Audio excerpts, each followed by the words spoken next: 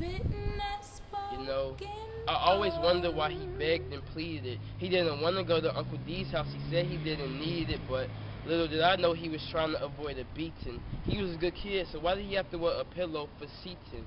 A book on there, this head was the way he learned to read it. Uncle D said not to tell, said it was their little secret. Brutality was leaking through the pores of this being. Nicknamed my cousin Pinata, which I guess justified the beatings. But I wanted to see it, so I went and I sneaked in. Into the computer room is where my head quietly peeked in. My 6-year-old cousin was being brutally beaten. In this computer room, my cousin was being Control-Alt-Deleted.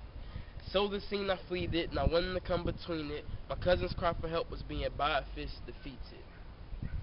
And I was supposed to be a superhero. And me, he was dependent, but when he was on trial against pain, I couldn't even be his defendant. I was supposed to be there when he needed help. I was supposed to shield his face from the belt, but I was so worried about looking out for myself that I wasn't able to redeal when his hand was being misdealt. And I'm just here to say that I personally revoked my cape that day. And I don't really know any other way to show how I appreciate the beating he took for both of us that day. I remember our memories before since there were no more memories after.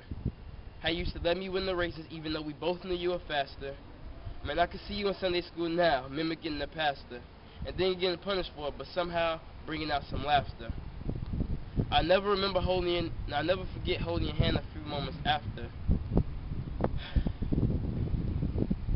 I never forget holding your hand a few moments after.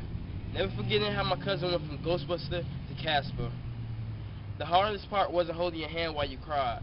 It was when the light had left from your eyes. The hardest part wasn't holding your hand while you cried. It was when the light had left from your eyes and your hand had stopped squeezing mine. And after all this time, I finally figured out how to describe it. You were my superhero. I was just a sidekick.